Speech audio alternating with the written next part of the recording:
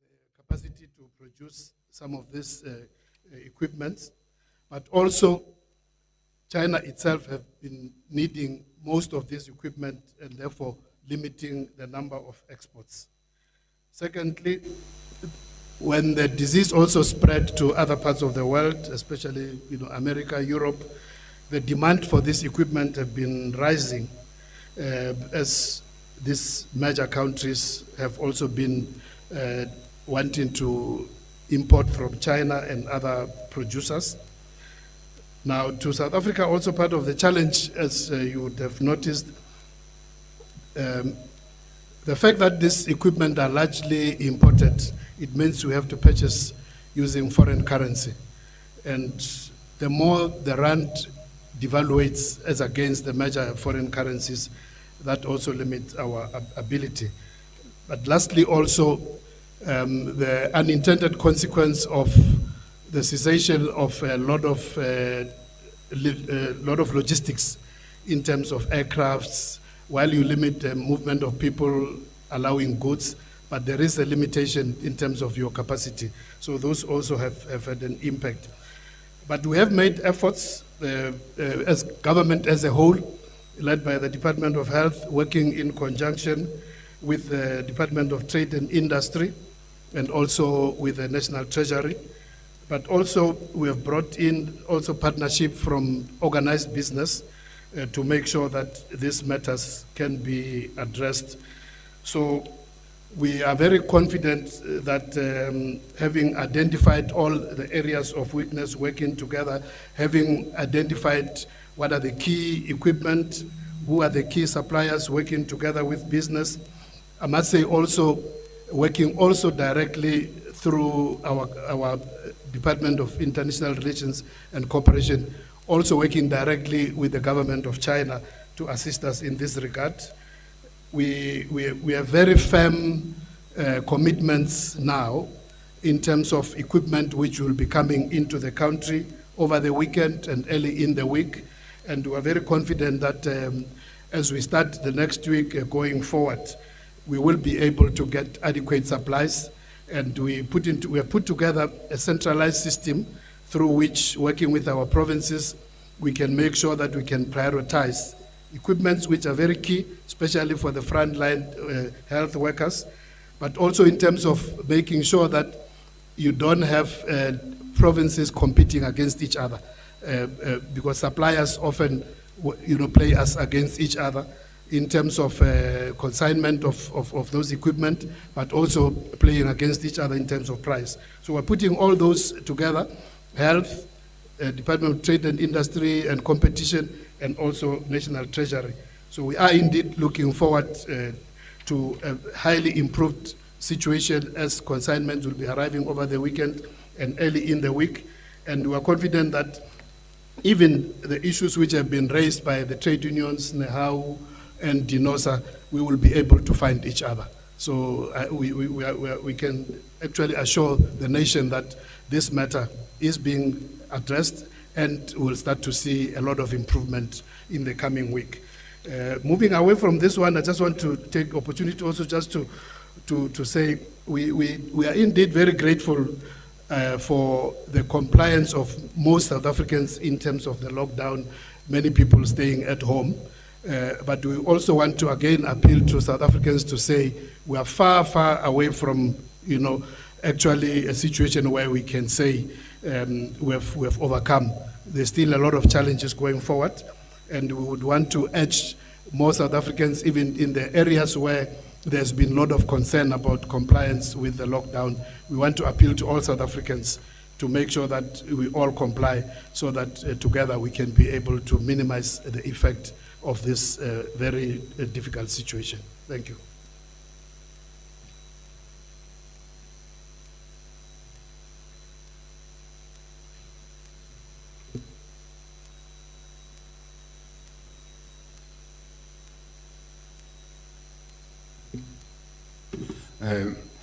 Thank you very much, Deputy Minister Joe Phaahla. We now request the Minister of Small Business to come and speak to us on matters that belong to her domain of work. Again, with one mind, and that mind is to fight this disease with everything in our power. We said before we started, I see that there are some colleagues who joined us later, that this conference is not about our macroeconomic response to the downgrades. No, this is not about. We will have an opportunity to speak to the macro response of the state to the downgrades, of course, link that also to the impact of the COVID on our economy. At this point in time, we are speaking to the measures that we have taken and to what extent are we implementing those measures, including relief that we have spoken to in the various sectors of our government. I now hand over to the Minister of Small Business, Minister Chabeni.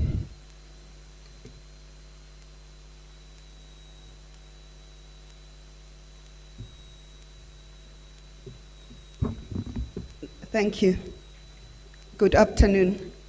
I'd like to first clarify our process, and so far, since we made various announcements and the progress that we have made so far in terms of assisting small businesses. On the 24th of March, we announced we opened the registration into the SMME SA database for SMMEs to register on that database. I need to clarify the following. Registration on the SMME SA database does not translate to application for funding or for assistance. The registration is to assist us as government to ascertain that indeed the business claiming to be an SMME, it is an SMME. As of 9 o'clock this morning, since the opening of that database, we have registered over 81,000 SMMEs. Similarly, we have also opened the applications for support in the areas of debt relief and also business growth facility. Since the opening of the applications, we have received over 2,000 applications. And we are receiving also issues of people said we have already applied. We want to clarify to entrepreneurs and SMMEs out there, registering in the SMME database does not translate to you applying. We wanted to ascertain your details so that we can verify you that you are indeed an operating or trading SMME, not a shelf company. And this is to eliminate our opportunities or possibilities of abuse of the system. We want to deal with businesses that are already trading. You'll recall that we said for you to qualify, you need to have been in business by the 29th of February 2020. On Tuesday, in a similar briefing, we announced that we are going to announce the date for the Spaza Shop Support Program applications. But from the applications that we have, yes, the last 2 days there have been problems of the uneditable PDF and the issues that, given that internet cafes and copier shops are not operating, how do we download and print and email?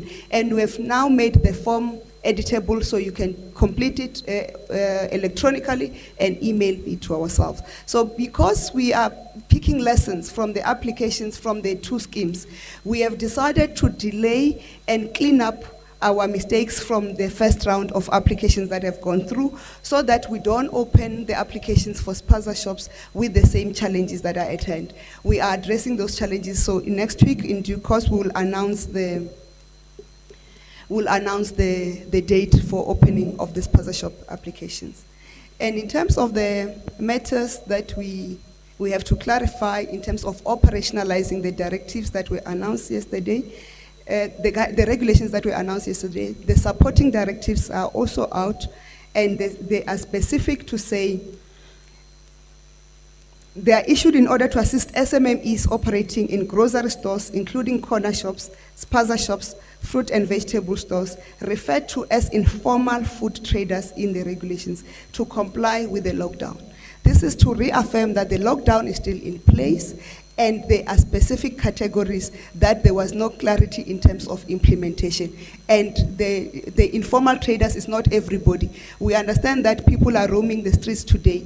As the president has announced, we are working on a package to relieve the informal traders of the burden of not earning an income during this lockdown period. So government is aware of their plight, and we are urging them to remain at their homes, to stay safe, so that we don't complicate our challenge in the country. And as announced yesterday, the applications, the sponsor shops that must operate, they must apply for permits. Permits are not applied for at the councillors' homes. Permits are applied for at the local municipal offices, at the LED units. And also to clarify that foreign nationals are allowed to apply for permits to trade their spaza shops, but there are certain conditions that must be met. The conditions that you must be lawfully admitted into the Republic of South Africa and therefore must hold a valid passport, or you must be having a special permit for either Zimbabwe or Lesotho, or you must be a refugee, or you must be an asylum seeker with an asylum seeker certificate. Our directives are very clear on that, and we are backing South Africans and urging South Africans to stay at home and allow an orderly performance of the lockdown so that the Department of Health can look after all of us and ensure the safety, security, and health of our nation. Thank you.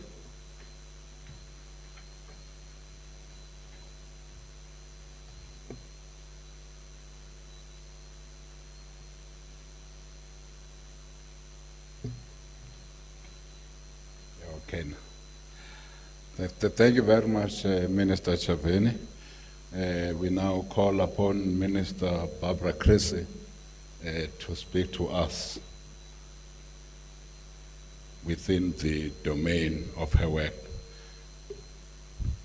Minister Cressy.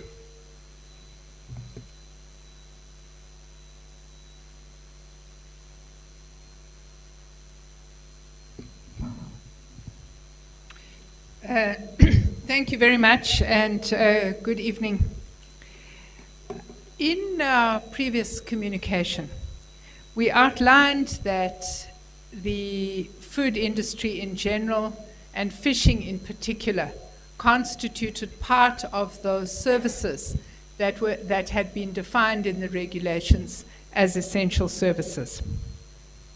And today we want to give a little bit more detail on the measures that we have put in place to allow commercial, small-scale, and interim relief fishers in the Northern Cape and the Western Cape to take advantage of the snook run that is currently taking place in the Northern Cape. Accordingly, fishers in the Northern and the Western Cape may travel within and across the province to catch snook in what is known as Zone A. At all times, fishing teams must adhere to the prescribed hygiene provisions, such as sanitizing of hands, sanitizing the insides of vehicles and equipment. Restrictions on the number of passengers in vehicles must be observed at all times. In compliance with the existing regulations, accommodation will not be opened in fishing villages, and so fishermen will have to only concentrate on fishing in areas where they can move in and out within a single day. We understand that this might not be convenient, but we are trying to ensure that the snook run, which is very important for household security in the Western and the Northern Cape, people are able to benefit from it while at the same time observing the regulations. Fishers must at all times carry their exemption notices and permits issued to small-scale and interim relief fishers, and fishers may not interact with local communities, and they may only operate within the harbors, which are closed to all other members of the public. The langana will need to be permitted by the municipalities, as explained by my colleague, the Minister of Small Business Development. We have also indications that the commercial sector is prepared on request from small fishers to buy, transport, process, and market catches from small-scale and interim relief fisher people. Our work in the forestry sector continues to play a significant role in addressing basic needs during this lockdown period. This includes the production of essential goods like pulp for toilet paper and personal hygiene products, as well as the production of plywood board or pellets for material linked to packaging in the fruit and pharmaceutical industries. To ensure that fires do not destroy forests and vegetation, and also do not threaten livelihoods, particularly in rural areas, our working on fire ground and aerial teams remain active for the rest of the summer season in the Western and the Eastern Cape. The teams that operate in the northern region, where we have a winter fire season, are stationed at home, and they remain on standby for the beginning of the fire season in the northern provinces. We also wish to inform all participants, principal investigators, and support teams of the arrangements pertaining to the forthcoming Marion Island 2020 relief voyage, which will now depart in the last week of April 2020. As a result of the lockdown, and as per announcement of the President, the voyage planning and arrangements had to be reconfigured to minimize risk. We have taken decisions which we believe are in the best interests of existing participants and the overwintering team that we need to return from Marion Island to South Africa. To this end, the department, together with key partners and specialist advisors, have decided that the voyage will proceed, but with a significantly reduced vessel crew and expedition component. The expedition will include an essential support team for logistics, maintenance, and overwintering. There will be no field science activities during the relief and overwintering periods. The department is facilitating quarantine and testing of all voyage participants, and these would include personnel from the Department of Public Works, Infrastructure, the South African Weather Services, and the South African National Space Agency, as well as our helicopter crews. This decision was not taken lightly and should not be construed as a lack of priority assigned to scientific activities. However, we do believe it is essential to return the existing expedition from Marion Island as soon as possible and put in place a team that will look after the base until such time as we are able to return to full scientific activity on the island. Parties who will be participating in the voyage will be contacted directly or through their respective focal points. The other issue that I would wish to address this evening is the collection of recyclables, which have not been included in the essential service list. And the consequence of this is that waste pickers cannot continue to work during the lockdown. Accordingly, we do find that there are hundreds of waste pickers who are currently experiencing situations of extreme hardship. Following consultation with the two main waste picker associations, we have taken a decision to submit a proposal for relief to the National Solidarity Fund. In the meantime, to alleviate hunger, we have approached the National Consumer Goods Council and its members, who are in the process of discussing an intervention that will see the provision of food parcels with immediate effect to waste pickers. With regard to animal care and wildlife management, we have throughout this week been checking with zoos and sanctuaries on a regular basis to ensure that animals are cared for and fed. With regard to the unfortunate incident in the Bloemfontein Zoo, we can report that we have worked with the NSPCA to evacuate all animals to alternative licensed sanctuaries.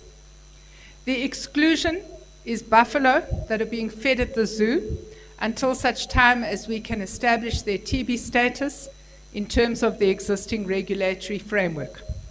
Ranger services and anti-poaching activities continue in all our national parks, and we can report last week that we had a successful anti-poaching operation on the 26th of March that resulted in arrests on the eastern boundary of the Kruger National Park.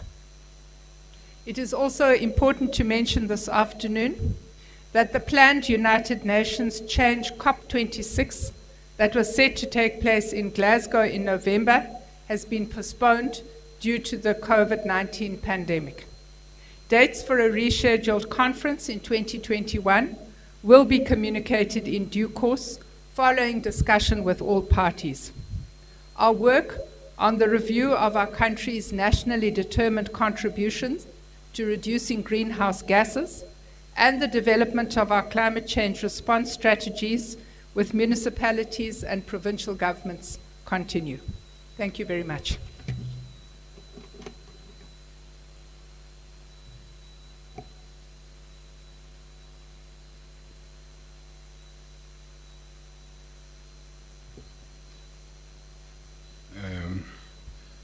That was the Minister of the Environment, Forestry and Fisheries, Minister Barbara Creasy. Without any further ado, we now call upon the Minister of Mining and Energy, Minister Mantashe.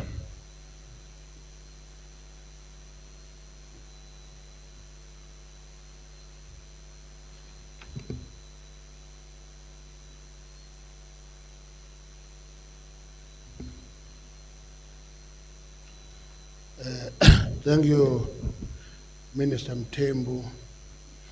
Ours a brief update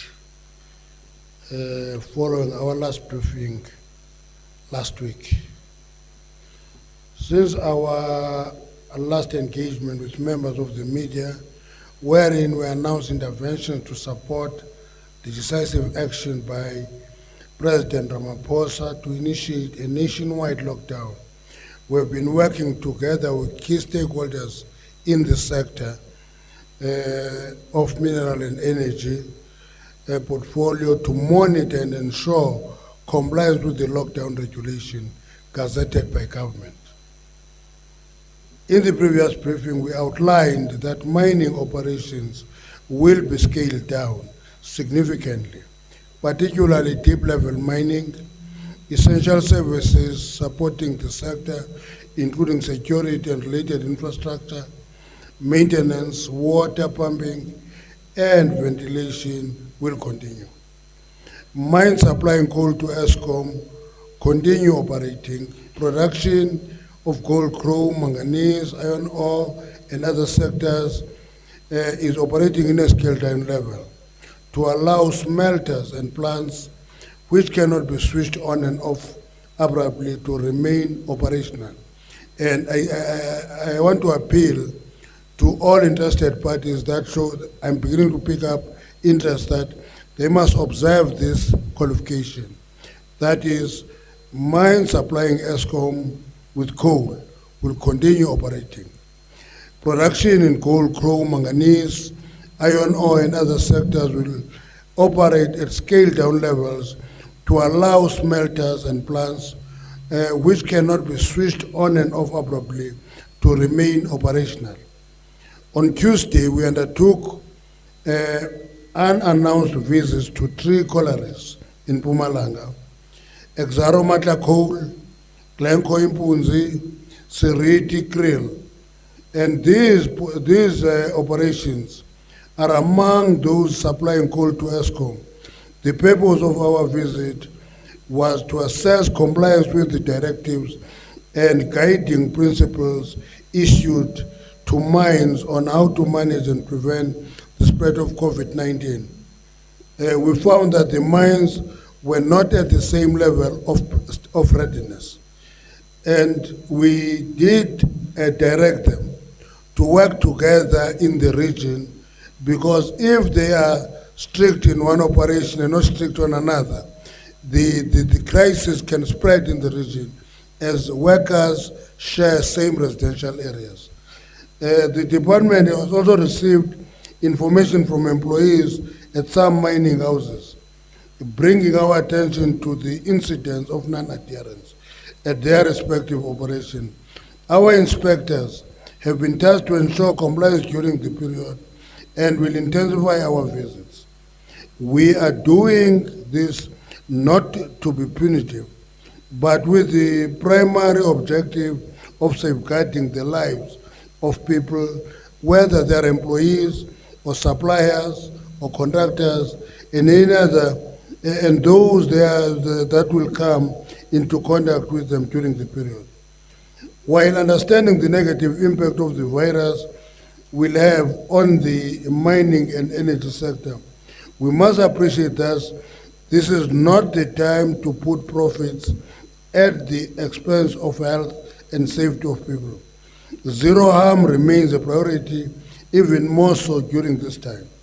A number of mining right holders have been applying to the department for permission to continue operating, although significantly at reduced level, in line with the disaster management regulations, categorization of essential services during the breakdown, which were amended yesterday.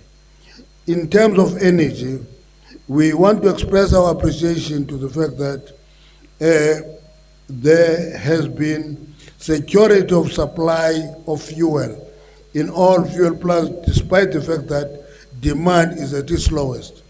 We've also appreciated the fact that there has not been load shedding during this period, meaning that ESCOM continue to receive the supplies that are necessary.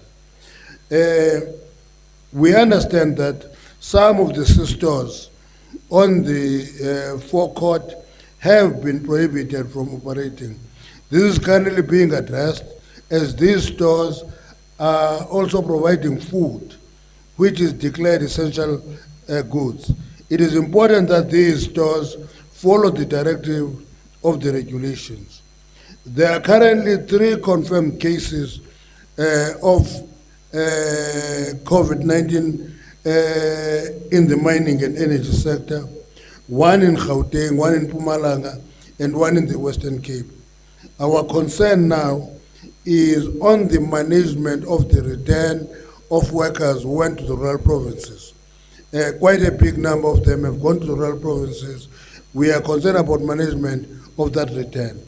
In conclusion, we encourage employees and unions in these industries to continue engaging on issues directly affecting employees and proactively manage them. This should be done in the interest of ensuring employee health and safety, as well as ensuring that companies are able to meet the obligation during this time. Now, we will be having a follow-up meeting with unions and employers in the following week. Tuesday we'll be meeting unions, Wednesday we'll be meeting employers, so that we can manage this space actively during this period. I must confirm that in our visit to the collieries, in every one of them, there was trade union representation. So we're not just talking to management, we're talking to workers, we're talking to everybody. Thank you very much.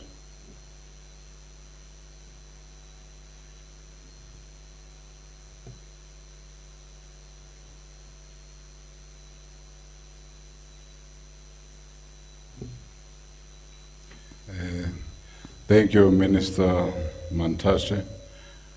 We now call on the Minister of Transport to come and speak to us, Minister Mbalula.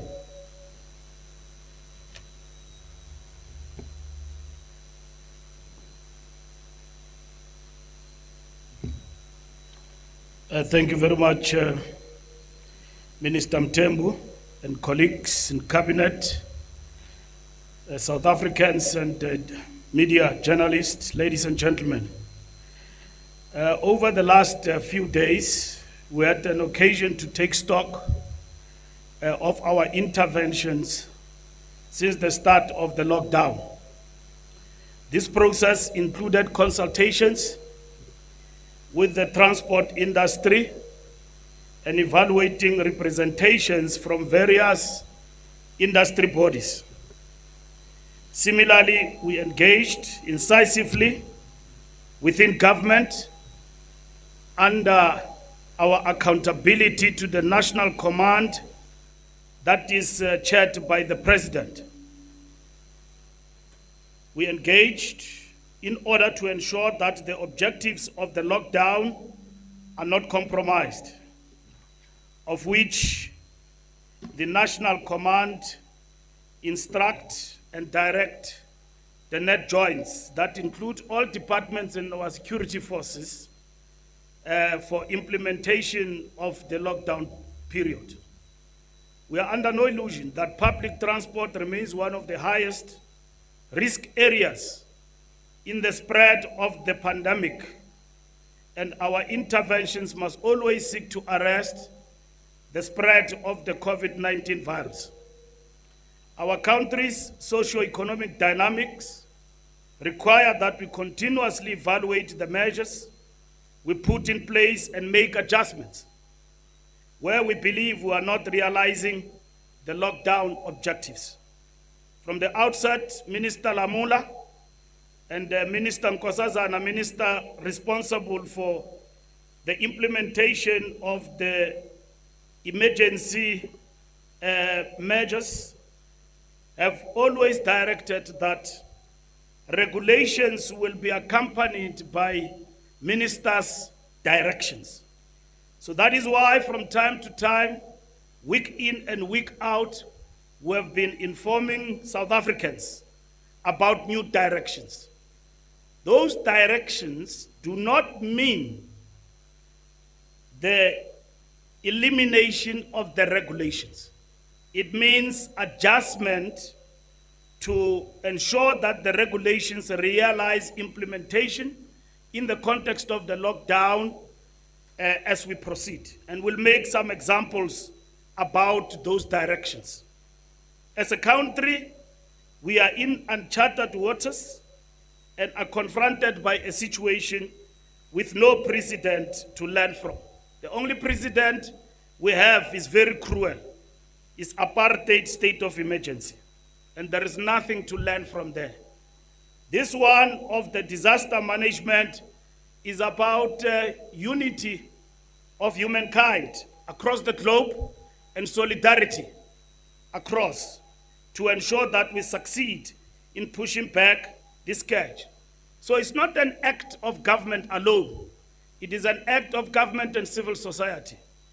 We are under no illusion that obeying the regulations is a contribution of South Africans, law-abiding South Africans who want to see us succeed, who want to see humanity succeed in the fight of this unprecedented, dreadful disease, which President says is the invincible enemy of humanity.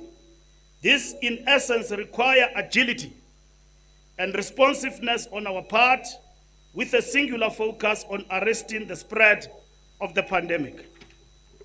It is rather unfortunate that others see this responsiveness as lowering the bar in the measures we introduced. But nonetheless, we do welcome their critique, constructive criticism, and to some extent, some of it has also have also assisted us as government to shape up where we think that society thinks that government is lowering the guard. And even the criticism that seek to emerge that the review and the issuing of direction is tantamount to undermining the lockdown is not falling on deaf ears, but we need to make each other understand all the time what do directions mean. Because directions do not mean changing of the regulation. We remain firmly committed to ensuring that public transport across all modes does not become an area responsible for the spread of the virus. the adjustments of capacity from 50% to 70% in respect of the taxi industry, and morning operating times of buses and taxis from 9 to 10 is informed by material conditions on the ground. One of the key unintended consequences of the 9 a.m. cut-off time in the morning was that a significant number of people get left behind in shopping malls because some of the stores like pharmacies and banks only open at 9. And that is why we extended to 10. If you want money and you want some cough mixture from the pharmacy which is not nearby, you can access it now exactly at 9 o'clock. Minister Patel have asked stores and retailers to open at 7 o'clock so that you can rush to your nearby pharmacy, get what you want. But in essence, what it means is that we don't expect people to go around. We wish to emphasize this over and over again, to travel, to commute normally, to go and get groceries. We are asking South Africans, in obeying the regulations, to shop where you live. Get food in your spaza shop, get food in the nearby outlet where you live.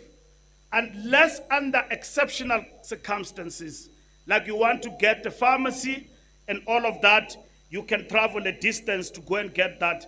And the hours in the morning that are limited only for essential workers who are going to work in the banks, who are going to work in the hospitals, who are going to work also in the supermarkets and all of that.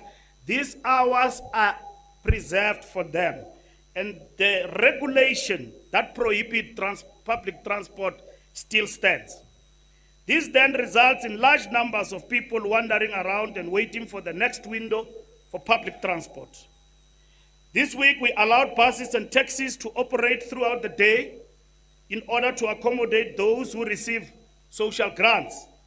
This concession expires today at 8 o'clock tonight, this evening. It is over from tonight. The social grants period of 3 days is over. We allowed public transport to work throughout in order to assist our gogos and everyone else who qualifies for social grants. And we did this in consultation for collegiality purposes at the executive level with our colleague, the Minister of Social Development. And these have been implemented largely, perfectly and flawless. But in certain circumstances, there are rogue elements who have taken advantage of this and undermine the regulations under the pretext that they are fairing or they are committing old age people and social grants recipients. Our airspace remains closed to passenger flights with no exceptions made for unauthorized flights, either repatriating foreign nationals or bringing South Africans stranded in foreign countries home. You will remember that this week we announced directions in relation to this, that we've got South Africans who are stranded all over the world, who were on their way home, and then the shutdown or the lockdown was announced by the president. We have made an evaluation, reported to the Command Council, and the Command Council instructed that we can now issue directions to allow those South Africans in foreign lands who want to come back home, stranded there, to make means to come back home. But those who live there, they need to stay there and not come back and follow the regulations in the countries where they are. And those directions have since been implemented, also directed by the Minister of DERCO, working with the Minister of Transport. 2 days ago, we sent back a charter aircraft from Harare, Zimbabwe, which entered our airspace and landed at OR Tambo International without proper authorization. This is a matter that has been investigated. We have issued a direction to this effect. So there is no landing of flights and arrival of visitors which are allowed at OR Tambo. Evacuation for foreign nationals in our country will be undertaken and will be overseen flawlessly, and equally those who come back will be received and be subjected to the regulations of the lockdown, including being mandatory quarantine. That includes crews in terms of those pilots and so on. This is matter that is being investigated in relation to the Zimbabwean situation. This direction provides that foreign nationals may be repatriated back to their home countries, provided that their foreign country charters an aircraft to South Africa without passengers, and that crew is not allowed to disembark. Similarly, South African nationals may be repatriated back to the country provided they are in possession of paid flight tickets and will be subjected to a mandatory quarantine for a period of up to 21 days. We have further adjusted the directive to allow the following categories: medical evacuation flights, which should not carry passengers except patients and crew, who will be subjected to applicable mandatory quarantine laws of the lockdown. Aircraft in state of emergency, overflights, technical landings for refueling, aircraft operations related to humanitarian aid, relief flights, and other safety operations. Technical landing flights are allowed on condition that no passenger may disembark. We equally revised the directions on the cargo to permit the movement of all cargo rather than limit this to essential goods. When we issued the directives for the lockdown, we said the only aeroplanes for cargo that will allow are those that are transporting essential goods. We have since issued a new directive to say all cargo, because business and trading must continue as the lockdown equally continues. But what happens is that the cargo will be sanitized and the crew will actually also disembark, but to a certain extent that they will be accommodated strictly under our quarantine rules. It is imperative that we should be alive to the economic consequences of our directions, which include, among others, the inability of essential cargo to move due to the fact that carriers package such cargo together with general cargo to achieve the economies of scale. We have been working closely with the Minister of Trade and Industry in this regard. Update on enforcement of directions. The following numbers were recorded in respect of our law enforcement initiatives yesterday. 146 roadblocks were conducted, 17,395 vehicles were stopped. On our law enforcement authorities which are prevented from entering or exiting provincial borders without the requisite permits, 86 cars in Mpumalanga were returned. I don't know where Mpumalanga people are going. They must stay in Mpumalanga. We will be free once more. 24 cars in the Eastern Cape. Abakaya, they are very disciplined. They are staying in their place. Only 24 nje who were trying to leave the Eastern Cape. And the Bazi Baya Pimkwat. And then 231 cars, highest in Gauteng, where they were going from Gauteng, leaving Gauteng to go where 231 cars were actually returned. As you can see, even today, the movement of cars in Gauteng is Friday, is beginning to pick up. And law enforcement is going to be all out to ensure that those rogue and lawful citizens, we impound their cars and we put them in their place. Because there's no need to go up and down unless if there is something very, very important and you are permitted to actually do that. The following offenses relating to public transport were recorded. 2 drivers failed to sanitize their vehicles after offloading, and that is the Uber, what we call e-hailing drivers. 10 drivers failed to wear masks. 2 operators attempted long distance or interprovincial travel, that is minibus taxis, trying to say, maske siyigobe apha ebusuku, sihambe sibone ukuthi ekuseni mabevuka wasithola sikhona endleleni ebusuku nemini, trying to undermine the long distance shutdown. 32 e-hailing providers were caught carrying more passengers than permitted. 56 minibus drivers failed to observe the maximum limit on passengers.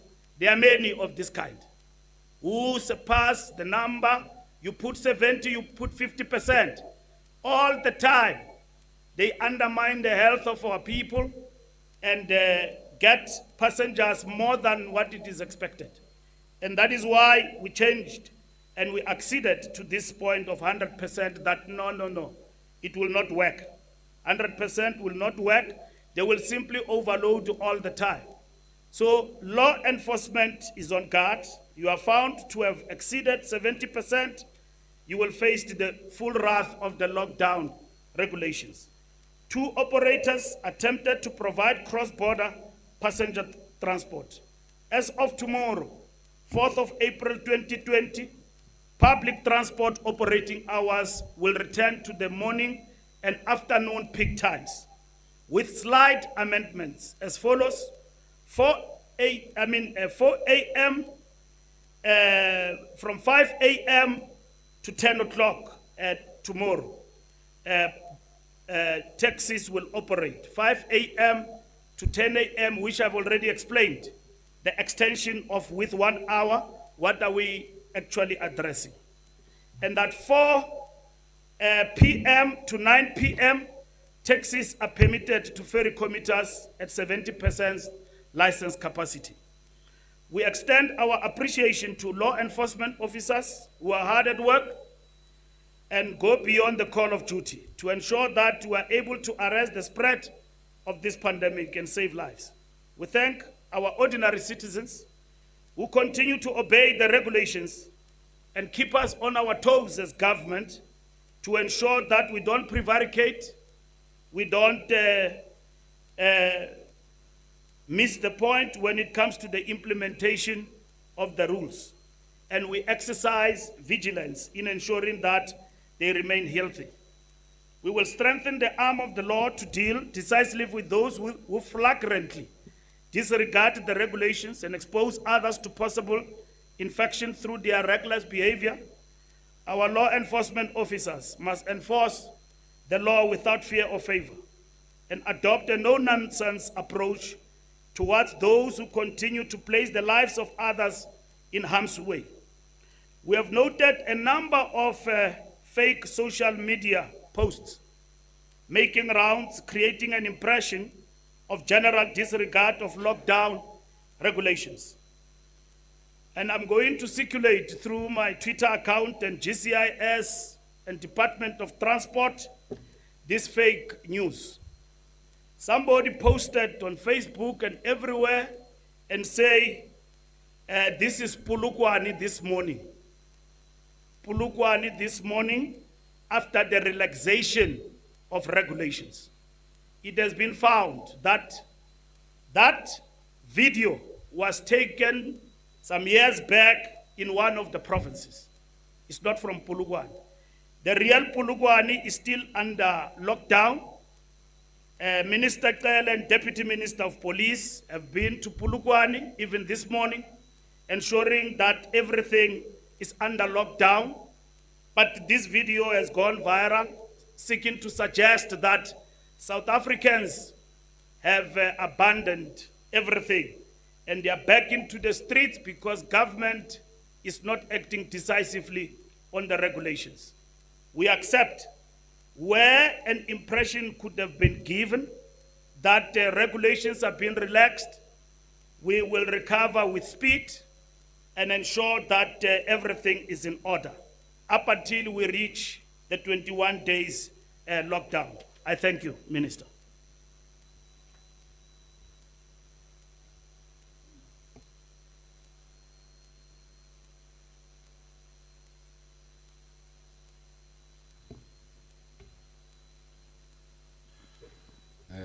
Thank you very much, colleagues, to our countrymen and women. These are the briefings and updates that we have today for you. Again, let's extend our appreciation to millions and millions of South Africans who are adhering to the lockdown. Many, many of them throughout the length and breadth of our country. Many of our people understand that staying at home is saving lives. That's what they understand. And again, we are a government that basically wants to save lives, working together with all our people. These briefings are about that. And perhaps we should also say that where we are criticized legitimately, we make improvements. Because we are just human beings too. We are capable of making mistakes. Where such mistakes are brought to our attention, we are a government that listens, and indeed we do make amends. Having said that, we will now take questions as we always do. We start, by the way, we have not said that this media briefing is virtual. We are video conferencing. We have no journalists here. It's a virtual media briefing.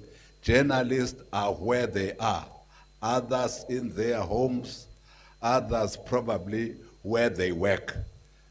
But we are now ready to take the questions. Let's start with there's nobody at the moment. Okay, we'll start with our WhatsApp. You see, we are so organized. We have the call center that journalists can call. We also have a WhatsApp number that journalists can speak to us on through for questioning. Nanga, Yes, Minister, we have many questions from WhatsApp. The first one is from Soyi Somaliti from the Daily Dispatch, and his question is directed to the Minister of Transport.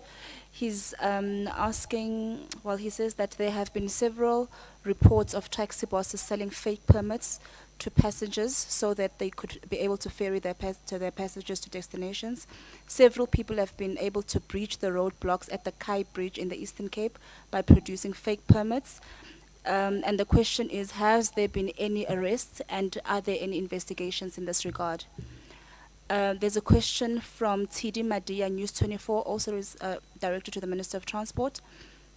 And the question is, what's his reaction to those who think that by relaxing the rules, government is effectively, though unintentionally, giving license for COVID-19 to spread amongst poor black people who use taxis? And couldn't government use this opportunity to register those in the taxi industry into proper tax-paying companies and then use some COVID-19 relief money to assist them? The third question is from Jan Joubert from Pretoria FM, directed to the Minister of Minerals and Energy. Are you at this time of the lockdown publishing changes to any legislation, including but not limited to the MPRDA? If so, how does the timing of such actions encourage public participation? The fourth question is from Bonga Dlulani from EWN. It's directed to the Minister of Justice. Those arrested by the police, will their cases be expedited, and what measures are taken to ensure where they are kept at social distancing is practiced? The fifth question is from Carol Payton at Business Day, directed to the DM of Health. She's asking how much PPE has government procured, how many masks and how many glasses and pairs of gloves, and how many tests are available in the country for both public and private institutions. Should I continue? if you say how many tests, you mean how many Test testing kits. facilities? Yes, test kits. Or test kits? Yes. Oh, sorry. Yes. Sorry. We have 5. Why don't we take these 5? Do we have anybody at the call center? Those that are following, do we have anybody? Not now. Okay. Looks like they love the WhatsApp number. Who are the colleagues that wants to start? Minister of Transport.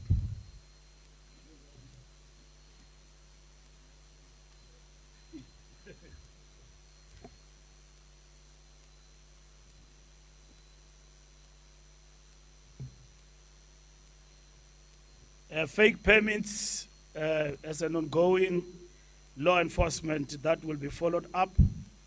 We are a nation that is prone to breaking the law. Even without corona, even without the lockdown, we register many cases year in and year out of drink and driving when the law is very clear, don't drink and drive. We are a nation that is prone to breaking the law.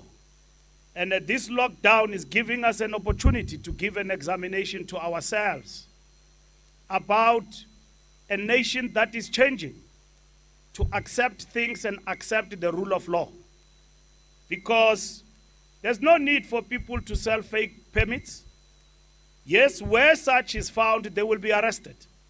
And now that it has been brought to the public, and we are all aware, law enforcement will be made aware that somewhere in the Eastern Cape and probably in the country, somebody is busy undermining the regulations and the law by selling fake permits to citizens of our country. Because we have said you can get a permit by going to a police station. So we know that the stamp of the police station is the cheapest stamp of promoting fraudulent activities. For everything. So because we talked about the police station, you will simply go at the police station, fake death, do all sorts of things because you want to travel to visit your friends in the Free State. Don't do it because you are endangering the lives of others. We are fighting something that we don't know, we can't touch. It's like a ghost. It's not something that you see coming. And it is only we are told by doctors in the Department of Health, led by the 2 capable doctors, that we can only, and the World Health Organization, fight this by keeping a distance and by doing all the things, washing our hands and staying at home during the lockdown to flatten the curve. It does not mean after 21 days we will have won the war. The war continues. This is but just a battle. A battle for 21 days to stop the spread to a point where this is uncontrollable and we can't handle it anymore. That's what 21 days is all about. But it doesn't mean after 21 days, everything else will be back to normal. And the command and cabinet will make a decision about the way forward when we arrive there. Relaxing the rules, I have explained, and I don't want to be over defensive. We have noted what you raise, but I can explain in terms of transport in relation to the 70% and repeat again that we took that decision to alleviate the taxi industry in relation to the basics of fueling the car and probably paying the driver, which under the circumstances, they are making a huge loss with no recovery. Why are we not introducing relief? We are looking at that. I've explained that to the taxi bosses and the taxi leadership in the country, that government is looking at that.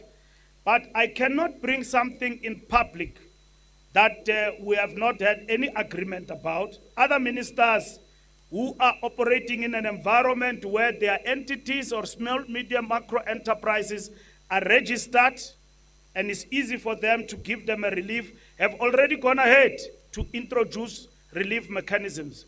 I can't do that in transport. I have to look at how such can be structured and be done. Is it doable? Yes, if there is resources. Will it be done? Yes, it will be done once we have concluded the package at the level of government. And yes, it will be announced if it is doable at the end of the day. Are we considering it? We are on top of it as we speak. So that's what we are doing, and I've briefed them about it.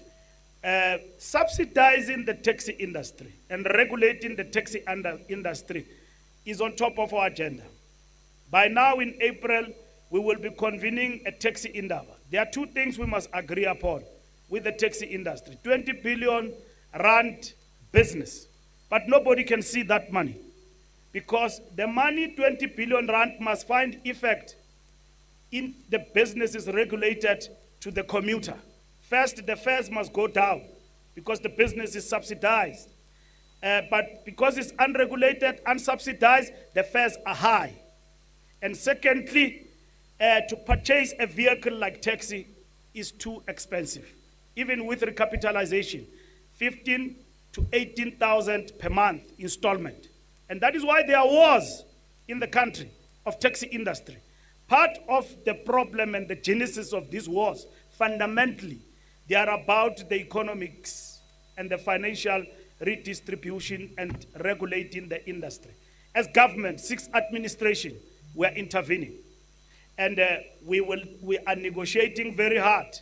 And in the platform we've created with the taxi industry that will lead to firm resolutions that will go to cabinet on these particular matters before end of the year, will actually take us somewhere as the taxi industry in South Africa. So coronavirus is visiting us when we are engaged on these particular matters.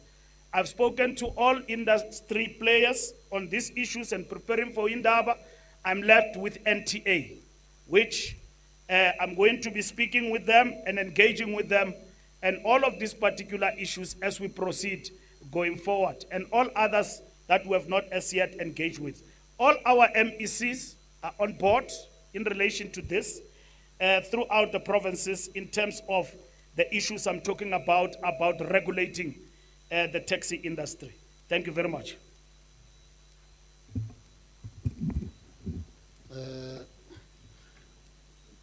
There was one question directed to me.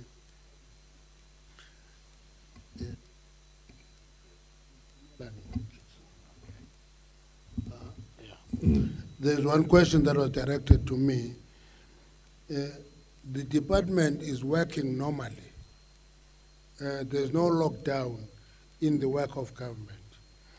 Many work from home, but there always a reduced team in the office every day.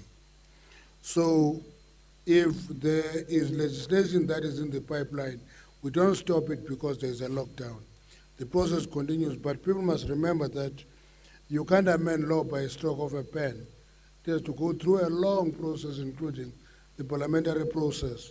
So there is no lockdown on the department. There's a lockdown on the movement of the people. But the department must continue to be operational all the time. Thank you very much. Thank you. Minister of Justice.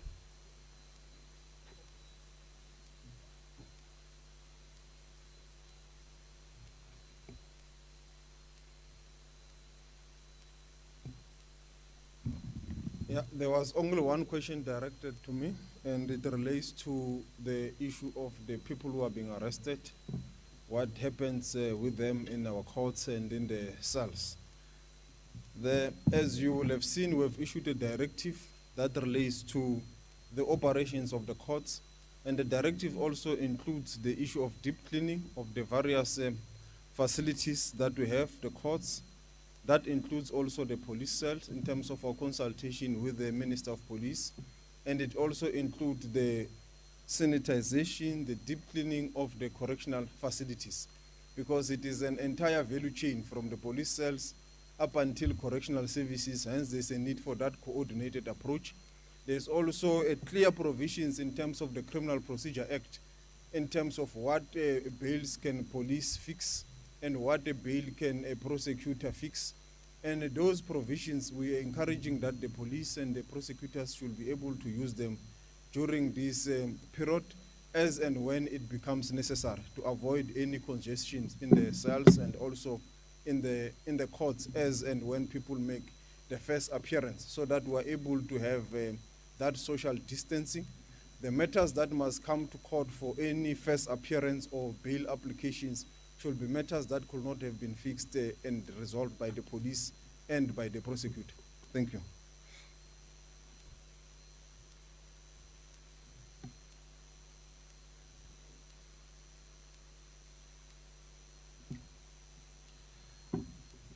Can I ask the media, are you taking us live now? Just asking the media. Are we live now, or are we having some live crossing in Cape Town? Cape Town is live now. Cape Town is live for all the channels now. We might have to perhaps pause, in my view, and allow the Cape Town press briefing to be concluded so that we can continue. It's very unfortunate. We had arranged this one, and that's why we dragged in the deputy minister to come and assist us here, and everybody was aware of this one. But be that as it may, I will ask that we pause and allow the press briefing in Cape Town to be concluded, colleagues, if you don't mind, so that we then continue after that press briefing is concluded. Agreed? Thank you very much. You remain quarantined.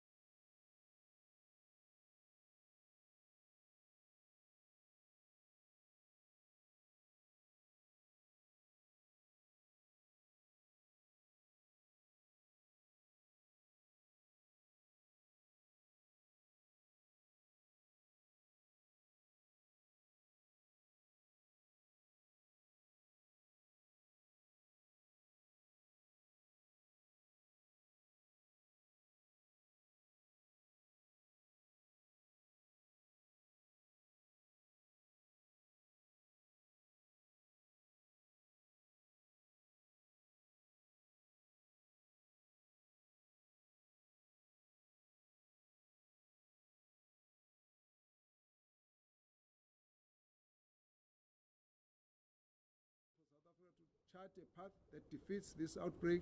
It's up to us. It's not up to the virus. It's not up to the outbreak. And that's the message we want to leave with you. Thank you very much. Thank you, Minister. Now, like I mentioned, Minister needs to leave. So I'm closing the session now.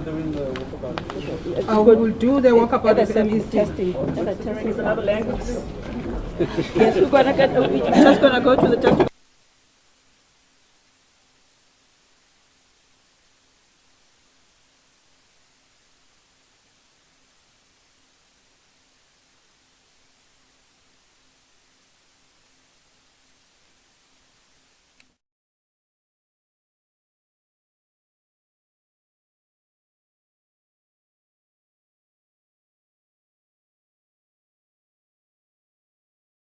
That with Minister who?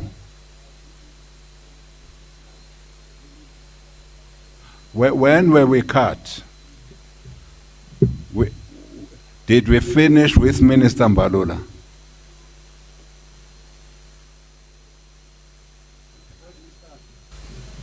I think did we finish with Minister Mbalula? Let's start with Minister Mbalula.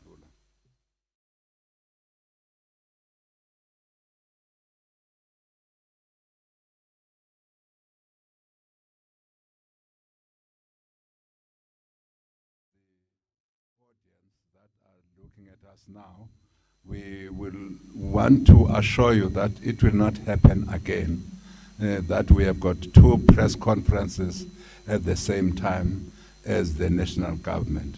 It's something that we will sort out urgently. Minister Mbalula.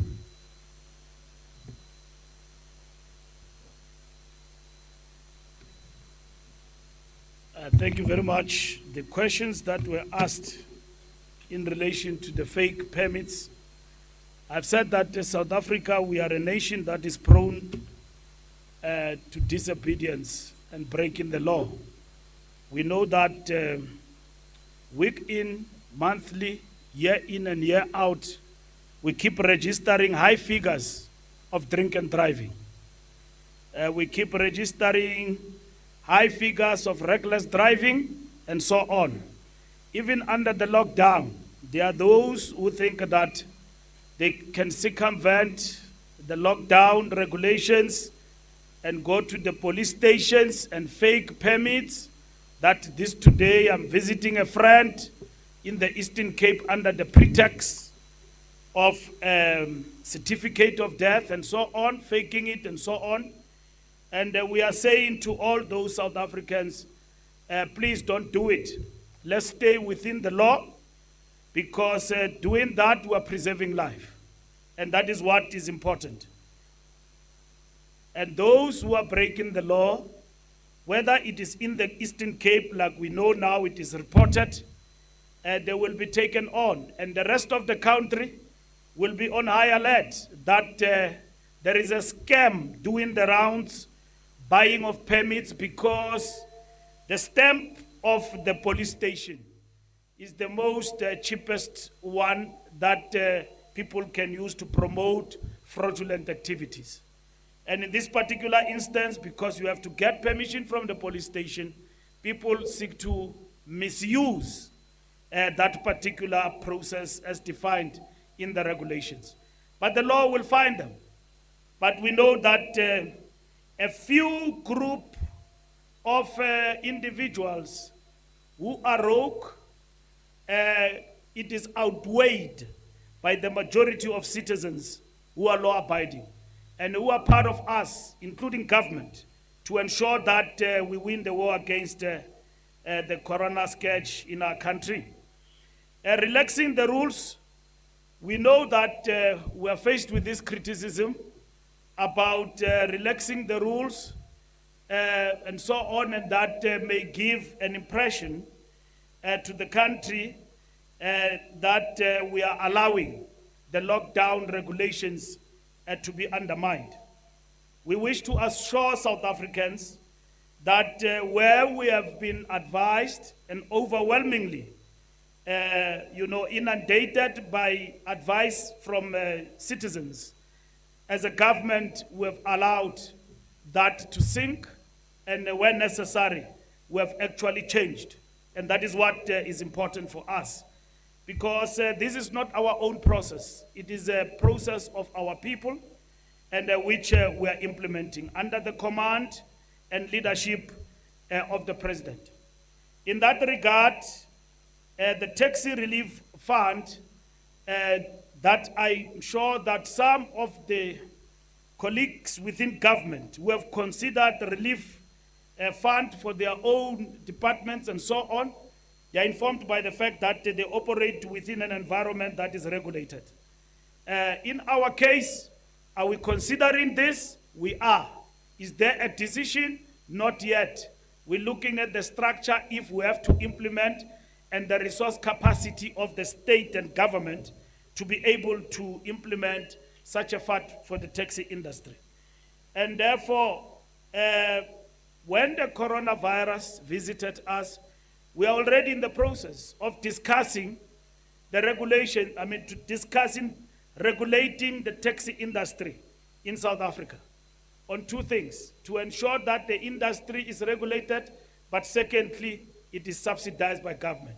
And that will give effect to the commuters who are paying exorbitant fees when they have to commute through the taxi minibuses, and that will give also serious effect to the fares, and at the same time the amount that people spend on buying minibus taxis, which monthly is between 15 and 18,000 rand. So South Africa, I think we are on track, and we are working with everybody in government under the Command Council to ensure that the regulations are actually adhered to and also are implemented. Thank you.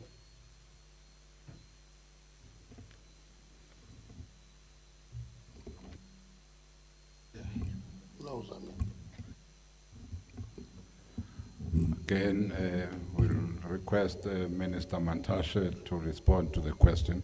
Yeah, the point we're making is that the Department of Mineral Resources and Energy is working normally. Many of the staff members working from home, but there's always a small contingent in the office to attend to all issues. So everything that is in the pipeline will be processed. But people must remember that no amendment of legislation is done at a stroke of a pen. It follows a long process that includes the parliamentary process. So anything that suggests that we're trying to amend legislation quick is far from the truth. Thank you very much. Thank you, Minister Mantashe. Let us repeat the apology we have made to the people of our country, that for some reason we were cut off. We would like to apologize. We promise that we will deal with this coordination or non-coordination of press conferences with my colleague, the Minister of Health, tomorrow. This will not repeat itself. Minister Lamola. Yebo.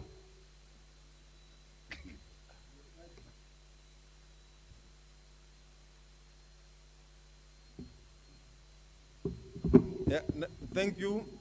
I have got one question that relates to how do we deal with the people who have been arrested in the police cells and also in the cells of the courts, including the correctional facilities, to ensure that at least they are not exposing each other.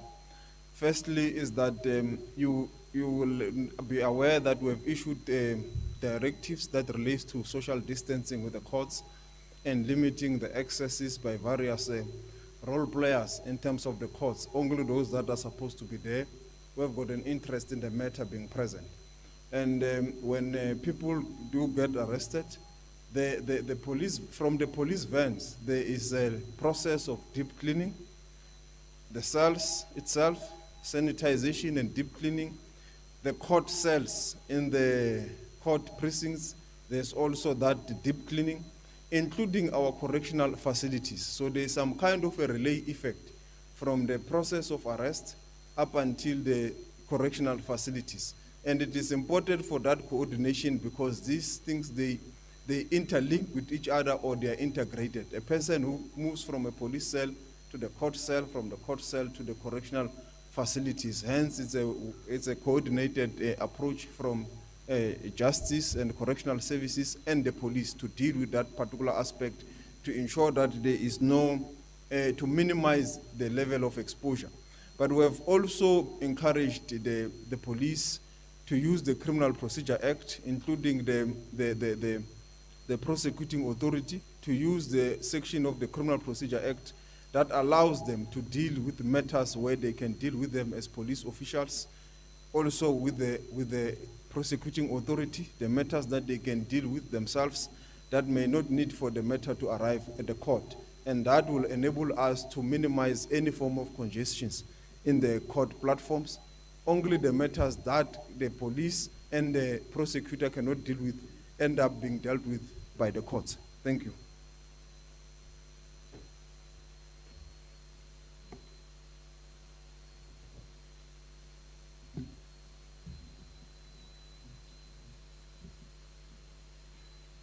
Deputy Minister of Health, Minister Padla.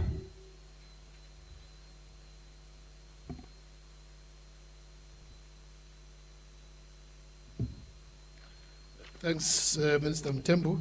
There were two issues which were raised. The one about PPEs, personal protection equipment, and then the laboratory testing. Starting with the PPEs, our approach thus far has been to provide the support financially to provinces and also the systems, the procurement systems, and then allow our colleagues in the provinces to determine the orders which they can make. So as you'll be aware that there was a grant which was made available as part of this disaster pronouncement, and those funds were distributed to each province to make sure proportionally in terms of need so that they could be able to order, but also through a National Treasury-led process, a centralized tender process was embarked upon, but also giving allowance for provinces to if they are not able to receive the equipment through those on the centralized tender, they could also go and purchase outside that process. So from our feedback, where we stand now is that most of the provinces have made orders based on the suppliers who have qualified in terms of that tender process, but also those who said that they have the necessary possibilities outside the tender. But the experience thus far has been that a lot of those suppliers, while having qualified, they don't have the necessary capacity because of the fact which I mentioned earlier on, that most of them would then order those equipments from countries like China, India, and others. And because of the fact which I mentioned earlier in terms of the demand, the rising demand from all over the world, this has been a challenge in terms of actual deliveries. So as a result of this, what we are now working on together with DTIC and also National Treasury is to bring a more central coordination in terms of making sure that while we have those suppliers, we can have a mechanism through which the actual ordering and delivering can be centrally monitored, so that we should be in a position to identify those who actually said they have the capacity but don't deliver, and we can be able to channel. But also through that process, it's only then that we'll be able to can say that from this week, these are the orders and these are the numbers which were delivered, whether we're talking about gloves, whether we talk about masks, whether we talk about sanitizers, whether we talk about ventilators. Going forward, once we've actually perfected this mechanism, we will be able to be in a better position to can actually monitor the performance, both financially and also in terms of actual equipment. But we'll also have a better ability to utilize, the scale of the equipment, the volumes, in order to actually bring down the cost, the prices. On the lab side, the way the system thus far has worked, and I'm sure Minister Mkhize has mentioned a number of times that almost 80 to 90% of the results which we have currently have emanated from private doctors. As you would be aware that most of the 1,460 something patients thus far who have tested positive, a large number of those has been largely from imported cases, arrivals from traveling and so on. So those would largely have been detected through private doctors and done through private laboratories. And at this stage, we have not been regulating in terms of how much capacity the private laboratories. Our focus has been on the National Health Laboratory Services. The NHLS has been increasing its capacity. As you might be aware that just a day ago, they were releasing more than 60 mobile laboratories, which are going to be sent. In fact, most of them have already reached the provinces and the various districts. The NHLS is also ramping up its capacity from a capacity where it could deliver about 5,000 reports per day to now at the capacity where they will be able to deliver more than 30,000 results in a day. But also we are working on the rapid tests, which are being evaluated by our South African Health Product Regulatory Authority. The rapid tests will be able to deliver results much quicker. There are a number of technical issues which we have to make sure that the SAPRA can assess the capability of this. They have been used all over the world, in China, in South Korea, and even in Europe and the US, but there are certain specifications which we would just want to be sure. Once that has been approved by SAPRA, which we have given them up to the end of this week, to make sure that they can identify those rapid tests which will be able to have, will be able to deliver reliable results. Once that has been done, we will be able to ramp up the ability to test. Thank you.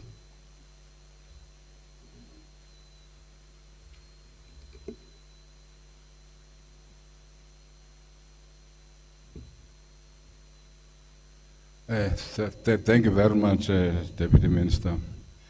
We will now go to our call center. I know that we do have questions. Can we get the first question? Minister, the first caller is Warren Thompson from Business Day News. Warren, the opportunity is yours. You can speak to us. Good evening, Minister. Thanks very much. Just to Warren Thompson from the Business Day, just to clarify what Minister Dr. Joe Pasha was saying there. So is the capacity as we speak, the government... Just a minute. That is open where you are. That is on. It's either your radio or your TV or both. Can you assist us, because we are having this echo here. I don't know whether I'm right or you are too near to your microphone. Let's try it again and see how it goes. Okay, so does that sound a bit better? Much, much better now. I don't know what it is that we are sounding much, much better. Right, thanks, Minister. I just wanted to direct my questions to the Deputy Minister, Joe Pasha, again, and just to be clear.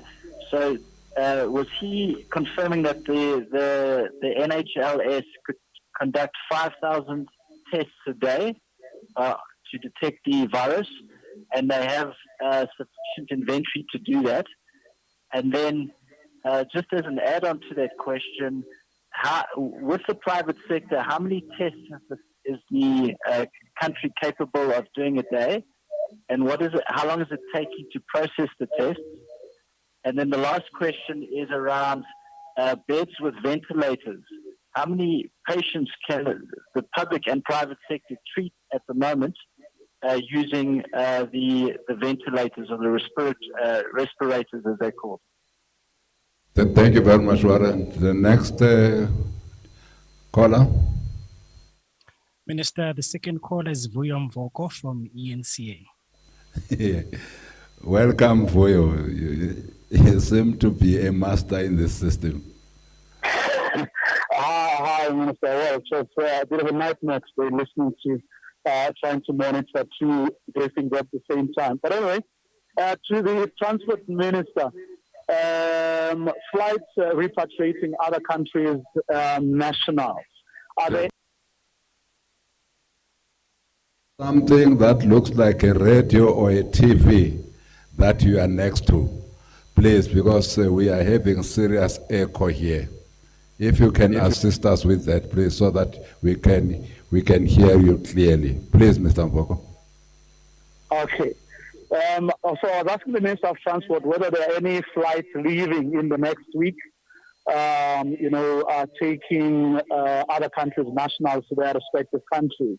If so, when and to which destination? But also whether there are any plans to bring back South African nationals who are stuck abroad. And then to the Deputy Health Minister, when you spoke right at the beginning about problems you encountered in your procuring of gloves, sanitizers, ventilators, and so on, I'm assuming you were talking about what the country is buying from China. Now, the International Relations Minister the other day said China was one of the countries that had offered to assist.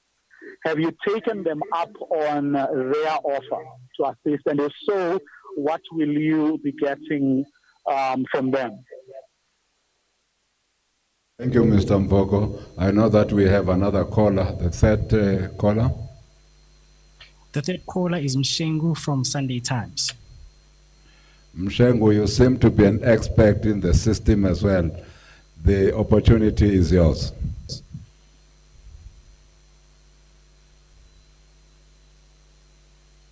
Are you there, Mshengu? Well, I think we have lost Mshengu. When he comes back, we will take him. Let's take the last 5 that you have there. Thank you, Minister. Shengu had actually sent his question as well. Oh. Yes, it's directed to... So he was double dipping. Yes. And it's directed to the Minister of Transport. He's asking if the taxi relief fund the Minister is referring to is currently operational, or will this be after the lockdown? Moreover, has government considered talking to SA Taxi Finance about a payment holiday for taxi owners owing to the lockdown? The next question is from Alan from the Business Day, and it's directed to the Minister of Minerals and Energy. He's asking, please say what is happening to coal exports. Are the railways and Richards Bay coal terminal in operation? Secondly, on the approvals granted to mining companies to continue to work, how many employees remain on site and in jobs?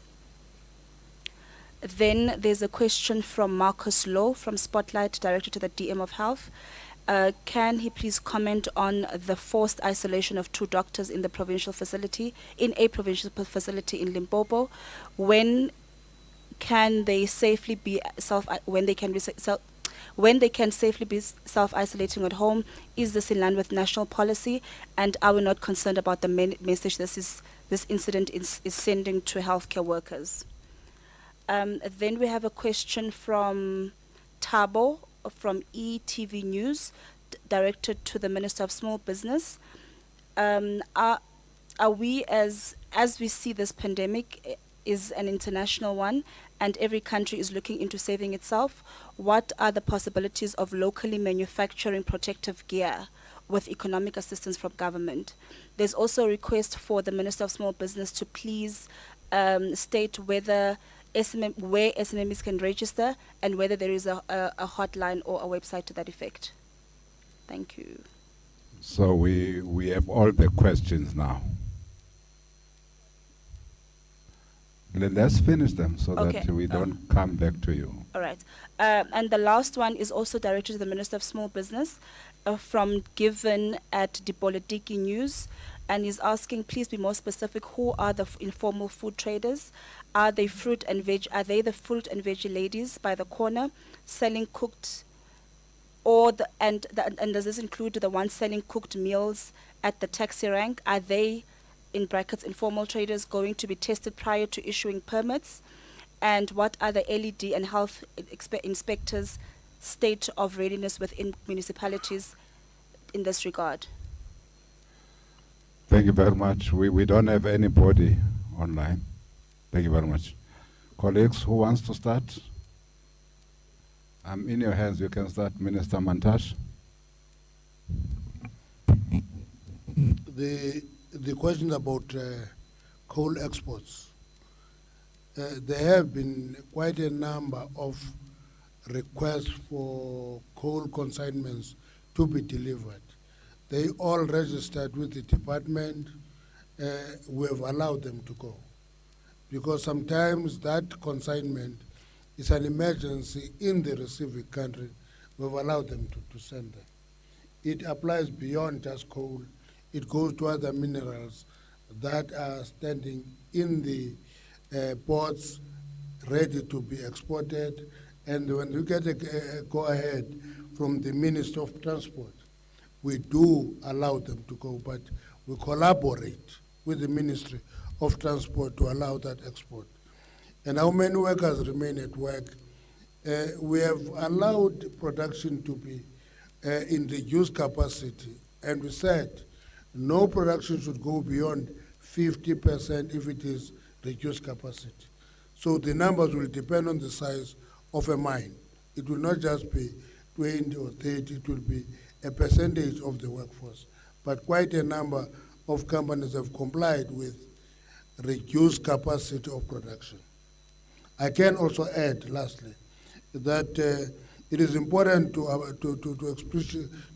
report that the mining industry has offered bed capacity to the Department of Health in their hospitals.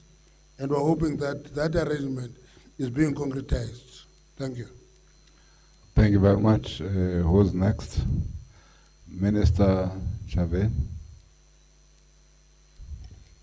Thank you. The first question is actually the question that was directed to Minister Mbalula around the taxi industry.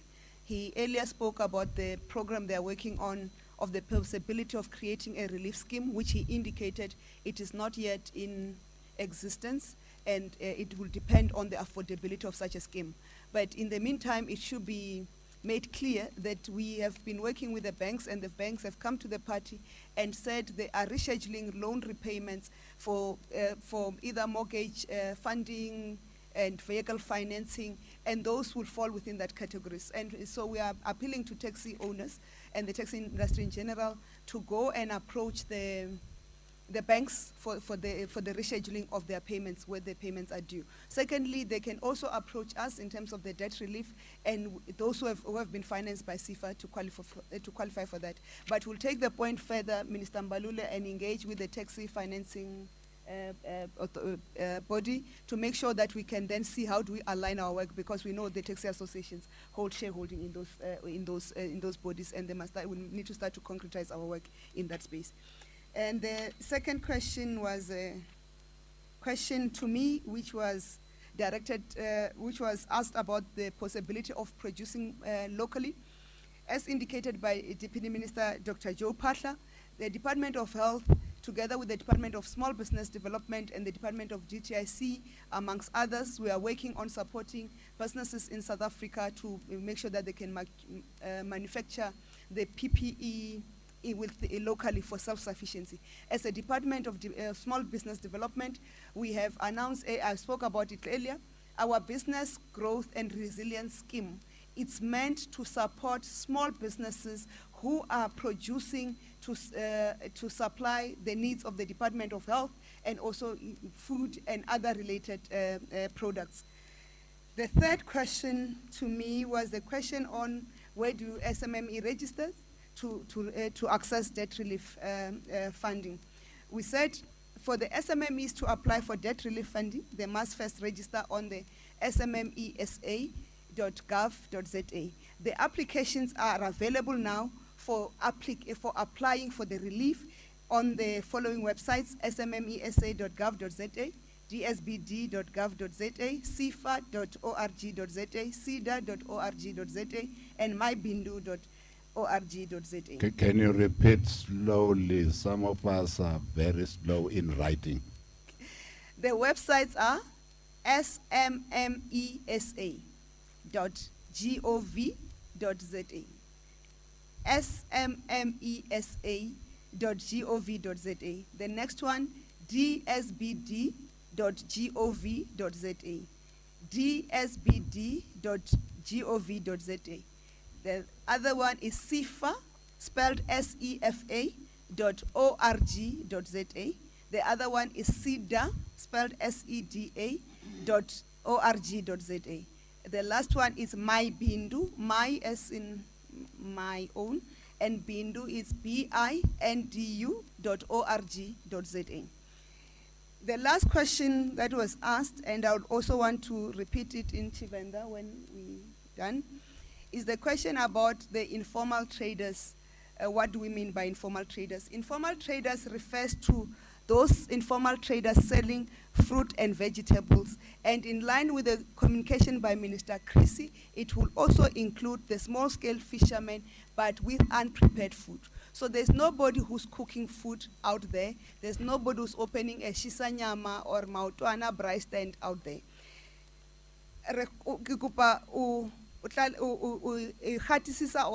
The informal traders tse re bolelang ka tsona ke ba ba o rekisha merogo le di fruits, a si ba ba o rekisha dinama le bo ba maotwana mo strateng, ke ba ba o rekisha merogo le di fruits, and merogo eo iska ba e apeilweng ba include le di informal traders tse boletsweng ke Minister Barbara Chrissy. The informal traders ne ra khamba ngadzo le bona rengisa michelo na miroho isingo bikiwa ba ba include haba boambo nga bo Minister Barbara Chrissy uri ndi haba la bona rea dzikhobe mara ba re Western Cape na Northern Cape nga uri ndi chipinga cha dzikhobe dze ba dziamba bo minister. The question was was three-pronged. It said, are the environmental officers of municipalities ready for that? We have also indicated that CEDA, the agency of the Department of Small Business Development, is working with municipalities and also both our spaza shops and informal traders to make sure that they complied with environmental health and safety standards and all the hygiene requirements as specified by the Department of Health. I find it, the question that says, are the informal traders going to be tested? I find it not only condescending, but also disrespectful to the poor people of this country. The same question was not asked to Pick and Pay, Woolies, ShopRite checkers, of whether the owners have been tested and whether the owners have put sufficient mechanisms to protect their poor employees from the exposure when those workers are serving the elite and the middle class. So to say that the poor, when they want to earn a living, where they are duly allowed to by their own government, that they must be tested, it's very disrespectful to us as government, but also to our people. And that question does not need to be repeated. I find it very disrespectful. And maybe just to reiterate, in the case of spazas, in terms of health and safety, we're saying no person may stay overnight inside the spaza. Au ederiwinga ngomo aspaza mutu avwachirengisa machero zvivaisa mutakaro wa vatu azvingotendero auro vali mo dispaze mutu atso arekisha kapshi dispaze kitso rekisha asi marobalo avatu akupfumelangu uri vanhu vaetlela ka xiphaza va pfuka va xavisa the next day. Xiphaza hi le ku xaviseni hi business ai ka murhi ya munhu a etlela ka yona. Ha kombela hi twisisana hi kombela na vanhu va hina va hi byela loko vanhu va etlela ka xiphaza hi ta rhuma maphorisa ya hina va ta endla ntirho wa vona. The other thing that I want to emphasize is that we are part of the directives is that we are insisting that both the spazzers and the informal traders must maintain social distance amongst themselves as traders, if there are more than one traders, or if they are selling to their customers, between the trader and the customer, and between the customers who are queuing to buy their services. And we're also asking them to disinfect and sanitize their trading spaces in line with the directions that were given by the Department of Health. Rekombela uri, vonoko rengisera vatu, ndi zviphazani kana ndi michero na miroho.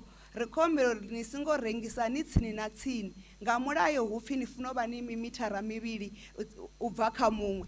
Rekombela ni make sure nazori vhathu vha no khou ḓo renga khavhiwe at least ni vha servisa nga distance ya 1 meter vhukati hanu na muthu ene a khou mu rengisela ene.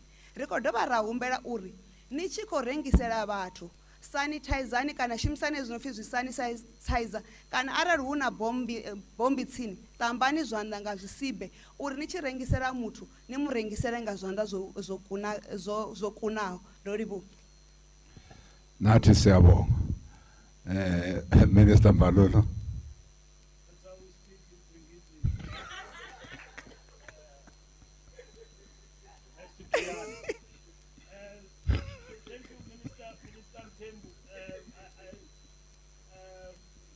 I've been requested to explain this, that taxis transporting people for social grants in the past 3 days, that is coming to an end tonight. 8 o'clock tonight. Over. We're going back to 5 a.m. to 10 o'clock tomorrow. 5 a.m. to 10. Okay. It's on now. Thank you. I'm saying that was the language we speak in Zingi, that silence the Kumbuzo was talking about, was expressing. Fellow South Africans and the Minister of Communications, we have been requested to repeat this, that taxis, in terms of allowing them to operate for social grants for the past 3 days, that is coming to an end tonight. And we have noted that there have been abuse for this over the past 3 days, but the majority of our taxi operators have done well, and we want to salute them for transporting our elders and magogos and all our brothers and sisters to go and get their social grants. And at this period, they've also, brought into light the need to service people where they live. And from the Department of Transport, we know what does this mean for the people who have died in a bus in the Eastern Cape, going to get social grants. So that means we will have to improve on that going forward. But we appreciate the cooperation, and also from the Minister of Social Development, working together to get in this past 3 days happening and all of that. And from 8 o'clock tonight, that is the cutoff. No more taxis throughout the day. Tomorrow morning, with slight amendments, we're starting at 5 a.m. to 10 o'clock in the morning. And then from 4 o'clock to 9 o'clock in the afternoon. No taxi after 10 o'clock in the morning, no taxi after 9 o'clock in the evening, with a 70% capacity. After the driver, which it is the driver in front and uvulavala, and or the guy who counts the money in front, and with them with masks, and also armed with sanitizers, and 2-2 backward, because you've got 4 seats in a taxi. Backward, they define capacity of 15, 14, and 13, and will apply 70%. And I can assure South Africans that the law enforcement will be all out to ensure that these regulations are enforced. And any taxi operator which will be found to be in violation of these regulations will be brought to book. Your car will be impounded because you are breaking the rules, and we have addressed the issue of coming closer to the taxi operators in terms of their request, at least to cover the expense of fuel and as well as payment of drivers who are working within the limited hours that are allocated. These hours is not for shopping. For shopping is for essential goods workers. It's also for those who want essential things like cough mixture or whatever from a pharmacy that you will not get in the neighborhood. But we know in South Africa, wherever you are, in the neighborhood, you can get food in the spaza shops. And the Minister of Small Businesses and the Minister of Justice have clarified the regulations. What do they mean for small business and so on? They've clarified that. So in your township, in your locality where you live, you can get the essentials. You don't have to move from one area to the other. Cut the unnecessary movement. Where you are enforcing matters, you move around, you do all of that, you will be found and the law will deal with you according to the regulations of the lockdown. We are working with the taxi industry. The Minister of Small Businesses have explained that banks will allow everyone affected for a period of time to be given a space to stand on their foot again and to be in a position to service the debt. So that will also go for taxi industry. And I will tighten that as we announced at the beginning. Other measures that we are looking at, I wish to repeat again, is taxi relief. Because taxis indeed, in this period of the lockdown, are making a loss. That is the truth of the matter. They are only unable to respond like all other SMMEs to get some relief funding because of they are not regulated. As government, we are looking at that matter, but we have not reached a finality on it. We are looking at the mechanisms of how we can assist the taxi industry. I've explained this to the taxi bosses and the taxi industry again, and I repeat, there is no decision on taxi relief fund. And if we have arrived at the conclusion of that, we will announce and we will equally inform them about that particular decision. And the 70% intervention is to allow them to operate, to meet each other halfway, to take the essential workers to work, but at the same time, they are able to operate on their own. Other issues related to subsidy are matters that we are discussing. On the agenda of the taxi indaba we are going to, we have consulted all the major bodies and all our MECs in all provinces, because transport is a concurrent function, to deal with issues and to engage their taxi industry in their own provinces. Now, major issues on the industry that we seek to resolve as government is subsidy of the taxi industry and also regulating the industry. We know for now that the taxi industry is highly unregulated, and regulating the industry does not mean that you are regulated because when you go and buy a new taxi, you are asked to produce a tax clearance certificate. Regulation means that the workers who work for you can pay UIF, and at the same time, the business itself, it is highly regulated, which in this instance, it is not, in terms of the taxi industry. Now, we are intervening with regard to that, and we need a consensus with the taxi industry. We, as government, we are advancing the subsidy of the taxi industry.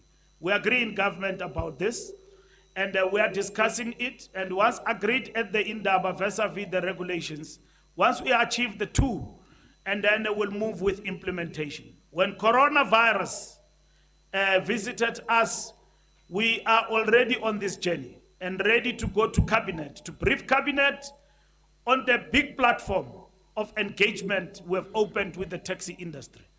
It is said that the taxi industry is a 20 billion rand industry, and that 20 billion rand must be seen and be felt by the owner of the taxi, by the commuter, and by everybody. Because taxi industry, as it stands, it is not highly affordable for the commuter. Most of our people are using buses because they are subsidized, and yet taxi industry is largely black in our country.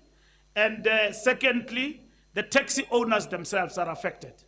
And we believe that the biggest contributor in this country for taxi violence is the unevenness and the affordability of this industry in terms of ownership and all round. So if we intervene, we'll alleviate and we'll ensure that those who own and want to participate in this industry can feel, touch, and get the results. So do we speak to Taxify? We speak to everybody in terms of this, and to also alleviate pressure on the taxi industry, as the president outlined at the beginning, of this. Do we have a plan for people coming back? Yes. As we speak, in this past week, we already had about 8 South Africans coming out of Dubai. And so on with a cargo flight, 8 of them. And we assist them working with DERCO in those countries. If you are able to come back and there is a flight that can take you back, you go to the South African embassy in the country where you are stranded, and they will be able to assist. And if the airlines in the country you are at are able to help you to come back home, at the Department of Transport and DERCO, we are ready with note verbal and notices to allow the airlines to bring South Africans back home, in the context of the regulations of the lockdown. Will there be people who will be evacuated out of South Africa to other countries? That operation is continuing. Where there is rogueness, like a flight from Zimbabwe that landed here with one fellow who is a South African citizen, Italian, whatever that he is, we send it back. Haga Matorogi is back to Zimbabwe with him. And he will never come back here. They must follow the rules. The rules are the rules. So it doesn't matter who you know in high places. We don't work like that. Joe is not going to work here. It's not going to work. Even if you have millions, you are able to fly in our skies, penetrate. We'll send you back when we found you. Because when you land at the airport, through whatever means, and when you land, we've got to fetch you, you've got to pass the border, and all of that. So you land, all of those people are not there, we send you back. And be careful of the announcement at the airport. Anything that is just lying around unattended to will be confiscated. So in this instance, law enforcement will prevail in that regard. And I want to thank everybody and those who undermine processes of the law. We have directed this accident must be investigated and decisions must also be taken. And the schedule of flights that come to evacuate people, and even in the sea, in terms of ship that have been there, Queen Mary is sorted out. South Africans who were in that ship, 6 of them, have now undergone all processes. They will be quarantined. The ship is gone to where it comes from. Nobody disembarked from that except South Africans. All the passengers are gone. So the rules and the regulations are implemented. And I wish to repeat in conclusion that where we are advised, and there is overwhelming view, because this is a compact, it's a social compact, it's not government acting alone. We're working with our people. And where there is constructive criticism, we don't need to think twice to change. We can change where we can. But there is no deliberate ploy to undermine the lockdown through regulations. We issue strict directives to maneuver, but not to undermine the regulations. And where, like in our case in transport, about the 70%, we explained how we arrived at it, we extended with 100%, there was an outcry about it, and it was also not sanctioned by the Command Council. We cancelled that. It was never implemented. So let's not talk about something that is never implemented, and it was not even in the regulations. So we rescinded that with immediate effect because it was not going to help in the fight against the coronavirus. And we wish to express our gratitude to all South Africans and all those who continue to obey the rules and work hard for us to succeed within these 21 days. Thank you very much. Deputy Minister, Health.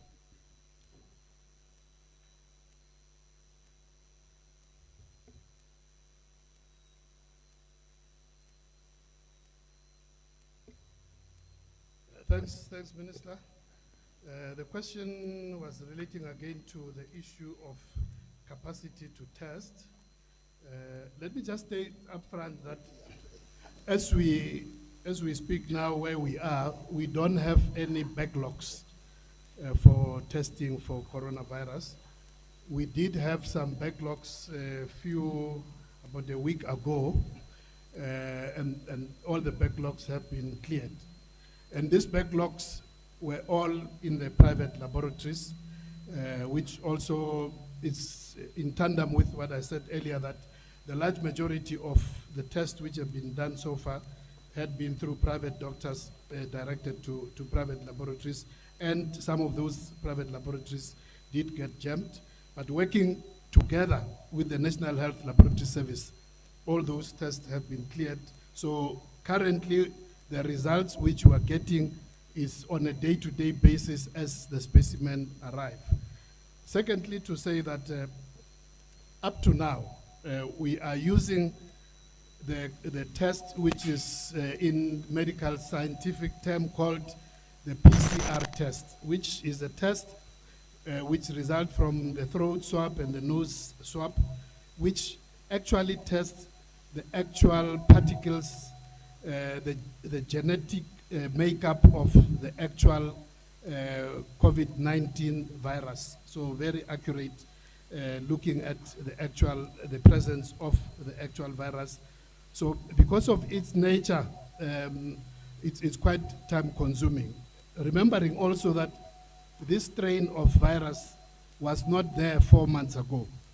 First detected late in November, identified very clearly early in January.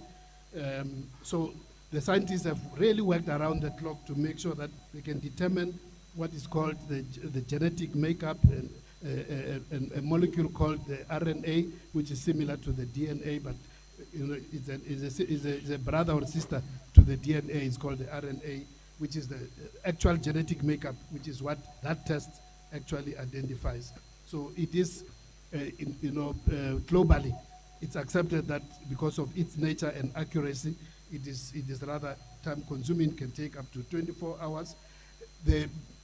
As the world, get accustomed, the scientists get accustomed, there is improvement in the equipment, even in terms of testing that genetics of the virus. Currently, there are machines which we hope to acquire quite soon as well, which are going to reduce the time to just around 1 hour. So that's where we're going. But I want to emphasize that because of that background of where we have had to build capacity, both in the public and in the private sector, on a new organism which had not existed before, the capacity has been built up.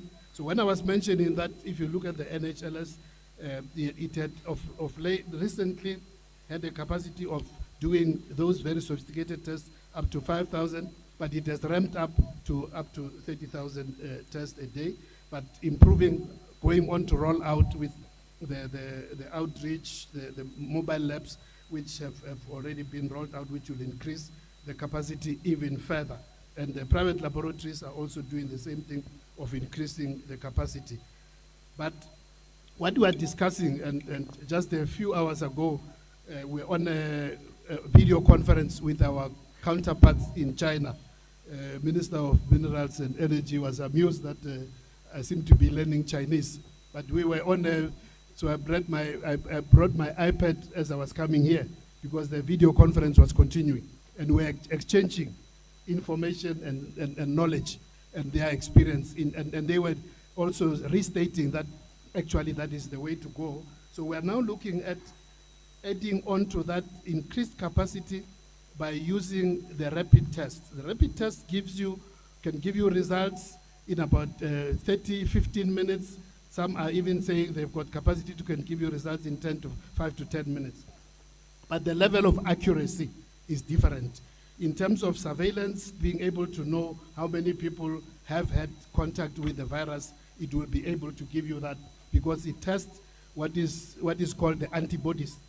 It's a blood test rather than a throat test, and it tests whether your body has reacted to this virus. So, but it's also helpful in terms of surveillance. So we're moving in that direction, but we want to make sure that when we embark on that, it must be the kind of machines which are properly validated by our health regulatory authority, which is the SAPRA. So that's the direction in which we're moving. So we're pulling resources together with the private and public. So I want to just assure everybody that at this stage, we definitely don't have a backlog. But as we roll out testing with the mobile, with the screening, with community health workers going out, screening people with symptoms, we want to increase the uptake. And when you want to increase the uptake, so we will increase both the capacity in terms of the one which tests the actual virus, where somebody already is showing the illness, because then we must go straight into looking at the virus. But if it's just generalized symptoms, we can afford to do the rapid one, which will tell you whether, although this person just has some symptoms and very mild signs, they might actually be having the virus. So that's how we're going in terms of building capacity. The area of ventilators, again, at this stage, we have not had a problem because there is, again, a pooling of resources between the public sector and the private sector. We're pooling our resources in terms of availability of ventilators. But as much as at this stage we are saying we are not in any crisis in terms of even those who have tested positive, the level of severity, very limited numbers which have needed ICU and ventilation. But we are aware of the fact that as the anticipated escalation of the disease, we will, just looking at the experience of other countries, China, Europe, and America, all of them, it's clear that we are not going to be unique. So we're building the capacity in terms of making sure that in our public hospitals, we can actually reorganize. So we're in the process of reorganization. All MECs, all HODs know that we have got very limited time to reorganize our health facilities, take out mild patients who might still be in hospital so that we can create more space, so that we can also, as we order more ventilators, both in terms of import and also local construction, we can have the necessary space. So we're looking at all sorts of logistics, again, working together with our colleagues in the private sector. So we don't have any immediate pressure as things stand.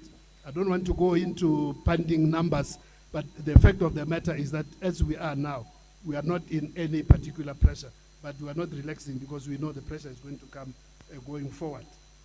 So we're indeed ramping up, working together, both in the public and private sector. We are aware that in the next few weeks, or so, we might have a lot of pressure. So that's why the reorganization, making sure that in terms of training, in terms of equipment, that we will be able to be ready. It's going to be building that capacity. It's not going to be to say by next week, this number will therefore be sufficient. Every time we're going to be reassessing and building more and more capacity as we move on. The question of whether we taking the offered assistance from China, yes, we are. I mentioned in my earlier input that already in terms of where we are now, individual companies have been ordering, including China as a major manufacturer. But what we are looking at, again, is together with our colleagues in the DTI and Treasury, it's concluding a government-to-government agreement so that we don't only rely on the private sector arrangements, so that we can have more security of supply of those equipment. We have already received a donation from JECMA. It's already been distributed. We also, there's a consignment of various PPEs, which is also expected over the next few days from one of the South African companies which has got major operation in China, is bringing in a number of equipment from there, which will again increase our capacity. The last issue was on forced isolation in Limpopo. I've seen it on the media, but we don't have a detailed report. So I'm not in a position to can respond really in a very detailed way. But in terms of our policy guideline is very clear that it depends on the severity of the presentation of the illness. If it's a mild illness, if it's somebody who the health workers can inspect where they live and there's a possibility of self-quarantine, we take that opportunity. That person can be monitored at home as long as the symptoms are very minor and unless the situation changes. In a case where somebody presents positive with minor symptoms, but they don't have the capacity in terms of where they reside, then the state must come in. And that's why we are making sure, together with Public Works and Infrastructure, to make sure that we have this various capacity in terms of beds. But already from health alone, that's why in all provinces, over weeks and months ago, we made sure that there are beds in hospitals. So,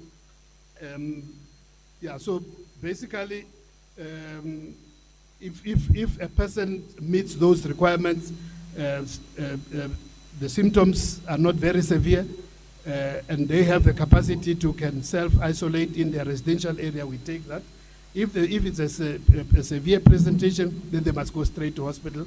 And also, even if it's a minor presentation of symptoms, if that person doesn't have, in terms of where they reside, they don't have a possibility of self-quarantine, then the state must take over and provide it. Thank you.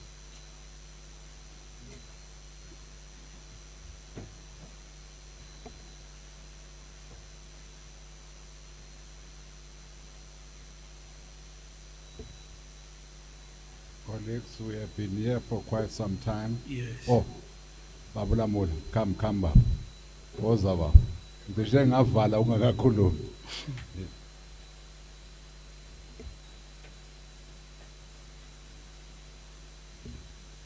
Yeah, no, thank you, Babu Mthembu. I don't have any question that I'm answering. I'm just making this announcement in line with the regulations that were issued yesterday.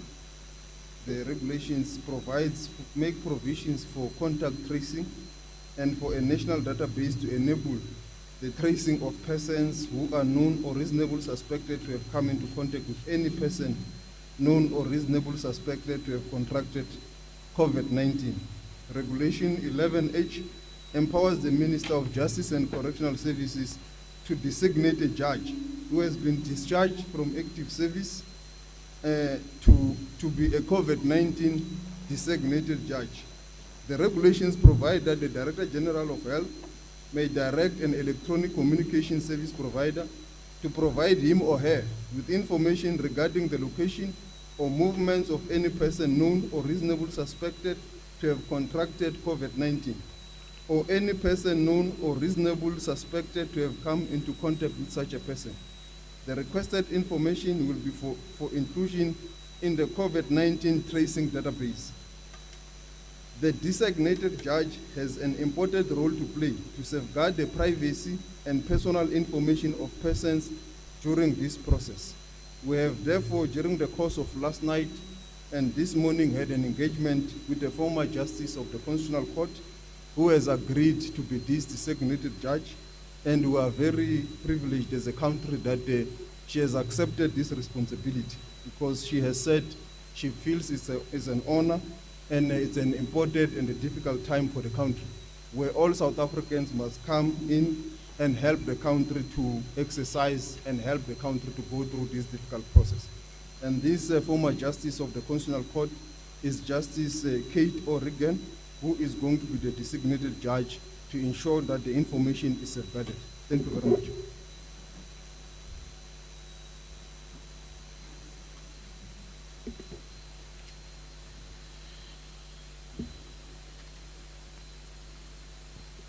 Thank you very much, colleagues, and also to all people at home listening to this broadcast.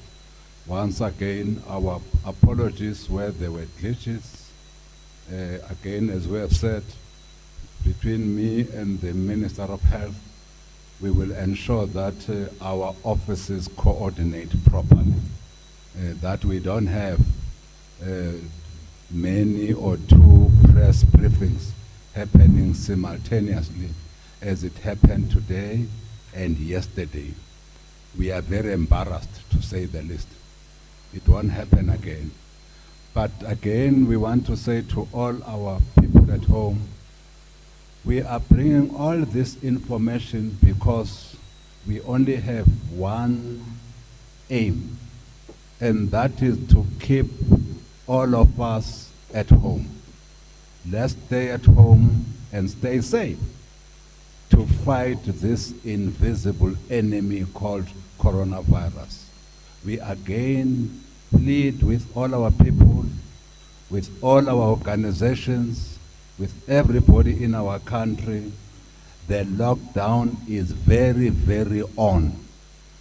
We are all expected to stay at home as a precaution against this very deadly virus.